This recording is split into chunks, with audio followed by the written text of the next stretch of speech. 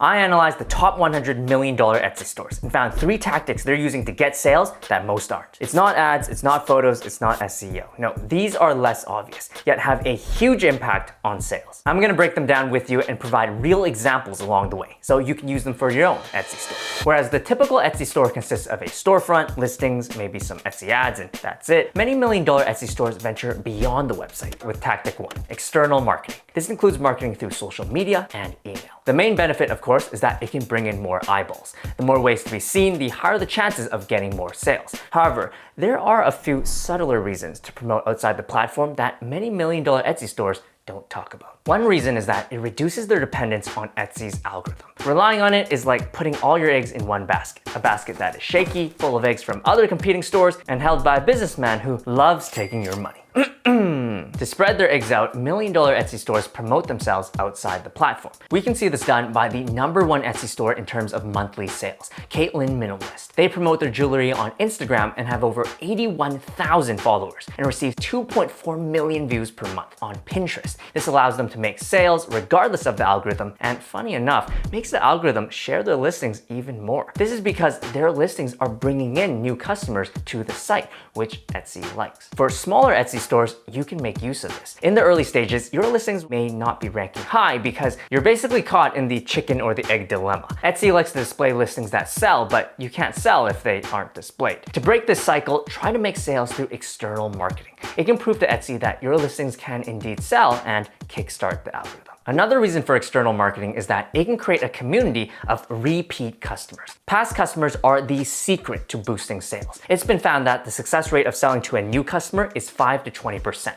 while the success rate of selling to a past customer is 60 to 70%. It's way easier to sell to past customers, and million-dollar Etsy stores know this. A great example is this million-dollar Etsy seller, Bailey Design Co. She sells Tumblr designs and runs a Facebook group where she updates her customers on new products and promotions. She also uses it to ask for design requests, which is a great way to generate product ideas and gauge demand. A genius thing about Facebook groups is that it can send a notification to its members every time there's a new post. Bailey knows this, so she posts all the time, which keeps her top of mind among her customers and encourages repeat sales. To really make sure her customers don't forget about her, Bailey also has an email list with over 13,000 subscribers. So here comes the question. How did these million-dollar Etsy stores grow their following outside of Etsy? And how can you do it too? The truth is, there is no one-size-fits-all approach. In fact, a big chunk of them don't even do external marketing because it doesn't make sense for their product. I will say one popular method I noticed to reel in followers was freebies. Heading back to Bailey Design Co., you can see that she offers a bunch of free Tumblr designs to download in her Facebook group. She uses them as bait, and once you take a bite, she's got you hooked. Offering freebies is easy if you sell digital products, but it can involve a bit more steps if you sell physical products. You can consider hosting giveaways where you ship out products to winners, and a step to enter it is to maybe share it with friends. Another option is offering a digital product freebie that complements your physical products, such as a guide on interior design if you sell home decor, for example. And if all freebies are off the table, you can simply do the slower but tried method of consistently creating engaging content and leaving a link to your Etsy store, which you can grab from your browser's address bar. Wrong. Never use the link from your address bar because it can actually lose you money. Instead, you'll want to use your share and save link. To get your share and save link, visit Shop Manager on Etsy, click Marketing, then Share and Save. When you make a sale through your share and save link, Etsy will take 4% of the order total off your Etsy bill. Free money, yo. But there's an issue. The URL looks kinda amateur with that .etsy.com sticking at the end. It doesn't scream professional, like how this branded link does. Having a branded link is the final touch you can add to really get sales from outside of Etsy. It's been found that branded links drive 48% more clicks, and they're typically easier to remember as well. They can help turn your Etsy store into a memorable brand. An example is this Etsy store, Eggy Studio. They promote their cute art products on Instagram to over 44,000 followers, and they're killing it with their professional branding. In their bio, they have a branded link, eggystudio.store, which auto-forwards visitors to their Etsy store. Now, imagine if they just used their share and save link. The vibe would be kind of different. Instead of their brand being a premium art studio, it leaned more towards a girl selling art as a side hustle from her basement. The best place to get a branded link is link.store. You can get one there for free for 6 months. No credit card required. Simply head to the website and click Claim Your Free Link. Choose Etsy as the marketplace you're selling on and paste your share and save link below. Hit Next and search for the branded link you want. Once you found an available one, select it and then sign up to activate it. And that's it. Another example I want to show you is this Etsy seller, Art with M. She sells art prints and has over 26,000 followers. Her brand is more herself, yet she adds professionalism to her image by using the branded link artwithm.store for her Etsy store. It may seem small, but a branded link makes a big difference. You might have noticed that both examples used a .store domain. They're popular with Etsy stores, so make sure to quickly claim yours for free before it's taken. Link is in the description. A big thanks to link.store for sponsoring this video and hooking us up. Next on the list, tactic 2, strategic pricing. When it comes to pricing, I noticed that $1 million Etsy stores don't just think in terms of profit, but also in terms of marketing. They cater to a specific target market. Take, for example, this Etsy store, KC Design. They sell various personalized products and go all out on making them look affordable. All of their products are listed at under $10 at 60% off with free shipping, and they even do the little trick of scheduling their sales short to make Etsy display a countdown on their product pages. This creates urgency and encourages customers to buy quickly. Clearly, this store's target market is price-sensitive customers, and they're pricing their products low to compete on price. Their affordable pricing strategy is based on volume, and they make up for their lower profit margins with more sales. Competing on price can be hard. That's why another popular pricing strategy is one that doesn't compete on price, but on quality. This $1 million Etsy store, Primrose Cottages, sells paper quilt patterns, and unlike the previous example, none of their listings are on sale, no discounts, no free shipping, just set prices, plain and simple. Their appeal is quality, using higher prices to give their brand a premium feel and a lack of discounts to signify that their products are priced at the value that they provide. This store is likely targeting customers who value quality over price, which can mean higher profit margins. However, it can also mean less sales. It's a trade-off, but if it results in more profit, it could be worth it. To decide on the best pricing strategy for your products, ask yourself who your target market is and what they value. It should lead you to more sales. Moving on to tactic 3.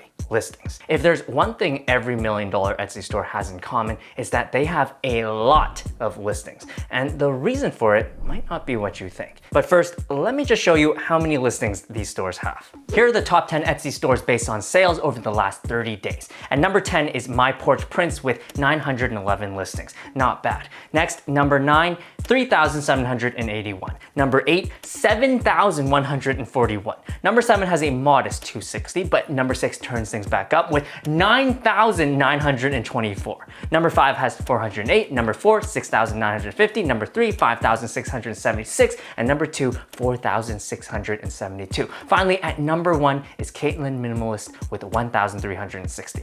Out of these 10 stores, the average number of listings is 4,508. Like I said, they got a lot. Now, why so many listings? Well, the more products listed, the more customers you can serve, and the more chances of making a sale. It's as straightforward as that. Or is it? Serving more customers is only one part of the equation.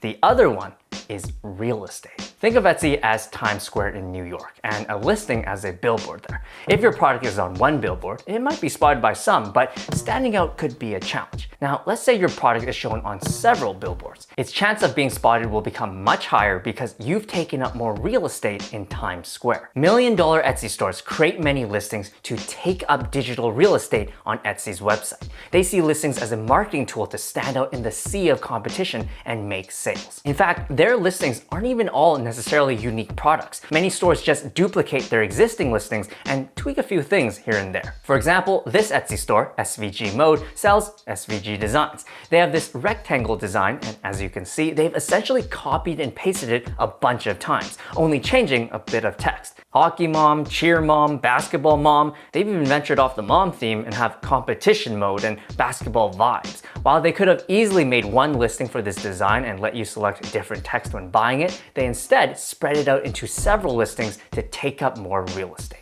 Another example is this $1 million Etsy store, Keepsake. They don't even try to hide it. These house Christmas ornaments, they're all the same. Their only differences are their titles and backdrops. But wait, listings aren't free, so why don't these $1 million Etsy stores just pay for Etsy ads if they want exposure? Well, many still do, but going back to the Times Square metaphor, paying for Etsy ads is like paying to have your product show up in the center billboard. It gives you a great location, but it doesn't give you any more real estate. Listings can also be much cheaper than Etsy ads. Let's break it down. One listing is 20 cents and can be displayed up to 4 months if there is no sale. If someone clicks on it, you don't get charged anything. Now, to run an Etsy ad, not only do you have to pay 20 cents for the listing you're going to advertise, but you have to pay another 20 cents to maybe even $1 every time someone clicks on it, whether they buy it or not. Every click is basically a new listing that could have been. I think the biggest takeaway from seeing the huge number of listings each $1 million Etsy store has is that the journey to Etsy success is a long road. Listings take time to make. So having a lot kind of shows how long they've been in the game for. Don't stress yourself out if you don't have 1,000 listings in 1 week or 100 sales in 1 day.